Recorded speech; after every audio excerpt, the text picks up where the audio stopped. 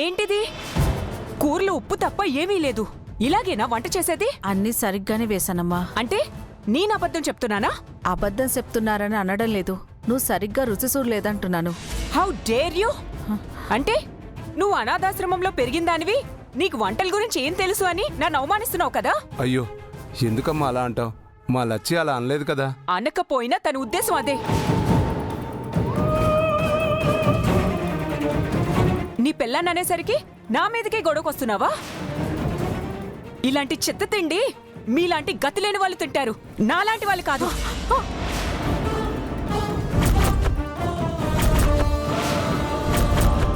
జయా,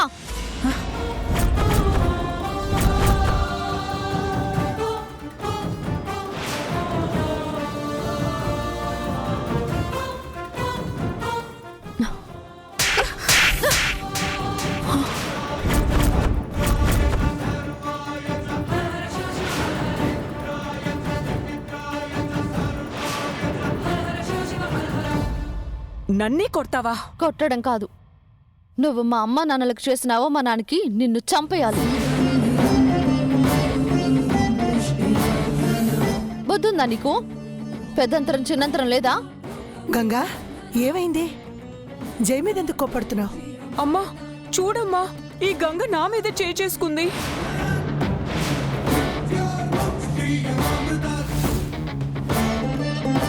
ఏంటి గంగా ఇది? జై చెప్పేది నిజమా?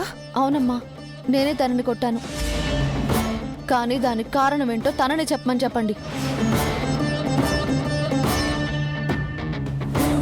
జయ, ఏం జరిగింది? మరి అమ్మా, కూరలో ఉప్పు ఎక్కువైంది, చూసుకొని వేయమని లచ్చమ్మతో అన్నాను. అందుకావిడ ఆశ్రమంలో తిండిలేక పెరిగావు కదా, ఈ కొత్త రుచులు నీకు రుచించవులే అని ఎగతాళిగా మాట్లాడింది.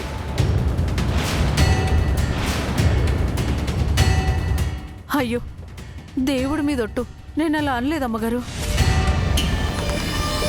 అవునమ్మగారు, లచ్చి సరిగ్గా రుచి చూడమంది అంతే. ఆ మాటకే జయ కూరని విసిరి కొట్టిందమ్మా. చూడండి, మా అమ్మ చీర మీద ఎలా పడిందో. కన్న తల్లికి కళ్ళ ముందే అవమానం జరుగుతుంటే ఏ కూతురు చూస్తూ ఊరుకుంటుందమ్మా? అందుకే చాచి ఒకటి కొట్టాను. నేనేం కూర విసిరేయలేదమ్మా, కావాలంటే మీరే రుచి చూడండి అని ముందుకు నెట్టాను అంతే. అది స్లిప్ అయి పడింది. అంత మాత్రానికి నన్ను కొట్టాలి ఈవిడ?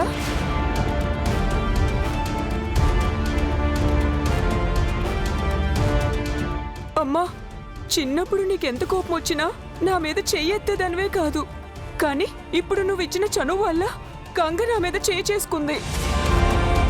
అంటే వీళ్ళేం చేసినా చెల్లిపోతుందని నమ్మకం ఉండబట్టే ఇలా చేశారు. వీళ్ళు నన్ను చాలా చిన్న చూపు చూసి మాటలతో బాధ పెట్టారమ్మా. అబద్ధాలు చెప్పకు జయ. మా అమ్మ నాన్నలకి చదువు లేకపోవచ్చు, కానీ సంస్కారం ఉంది. వాళ్ళు ఎదుటి వ్యక్తిని తక్కువ చేసి ఎప్పుడు మాట్లాడరు. నువ్వే మనసులో ఇంకేదో పెట్టుకుని ఇలా ప్రవర్తిస్తున్నావు. మీ మీద కక్ష కట్టాల్సిన అవసరం నాకు లేదు. అమ్మా, వెంటనే వీళ్ళ ఇంట్లోంచి పంపించేయమ్మా. జయ, పొరపాటున జరిగినా సరే నీ వల్ల తప్పు జరిగింది. అందుకు లచ్చమ్మకు సారీ చెప్పు.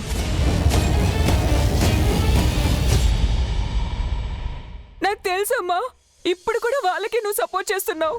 నాకు ఇంట్లో ఎలాంటి విలువ లేదు. నాకు అన్న వద్దు, ఏమొద్దు. నా వాళ్ళతో ఉన్నా నేను అనాథనే. జయ, ఆగవే.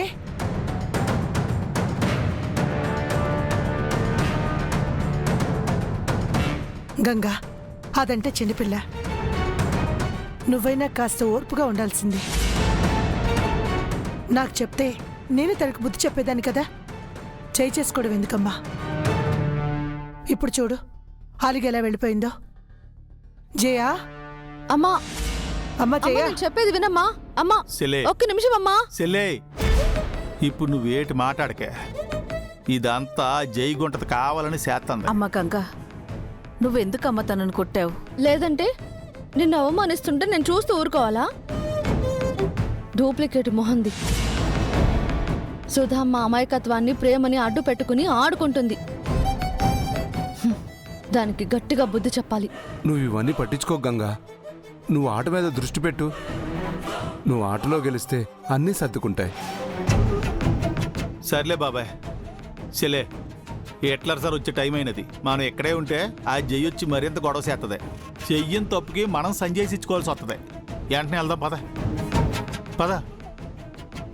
అమ్మా, మీరిక్కడ పని చేయడం మానేసేయండి.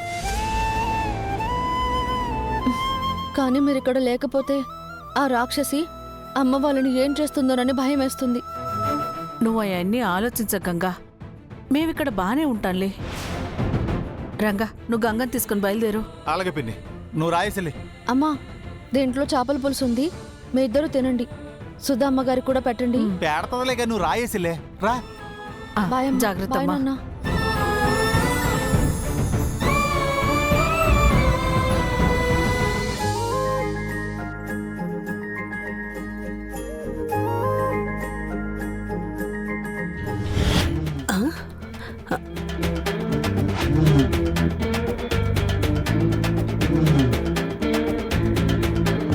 ఇందుమతి, ఇందుమతి.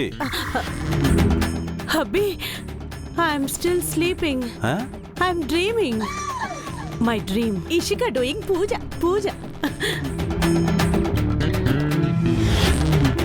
అమ్మా, ఇది కల కాదు. వదిన నిజంగానే పూజ చేస్తుంది. Hey, అయితే ఇవాళ ఏ సునామీ రావడమో ఖాయం. ఇది ప్రకృతి వైపరీత్యమే. సర్వమంగళ మాంగళ్యే శివే సర్వార్థ సాధికే శరణ్యే త్రయంబకే దేవి నారాయణి నమోస్తుతే.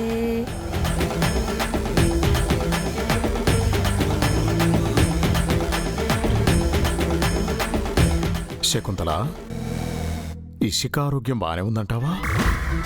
లక్షణంగా పూజ చేస్తుంటే అలా అంటారేంటండి? ఈ పూజ వెనక ఏ ప్లాన్ ఉందో ఏమో. మళ్ళీ బిజినెస్ కోసం చెక్ అడగదు కదా. ఊరుకోండి, సూర్య వెంటే ఫీల్ అవుతాడు. పదండి. పద.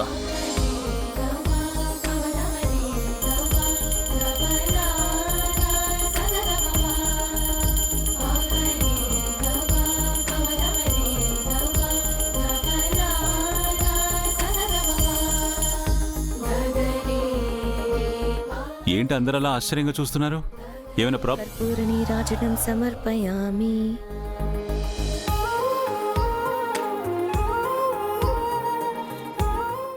అరే, అందరూ వచ్చేసారా? ఉండండి, హారతి తీసుకొస్తున్నాను.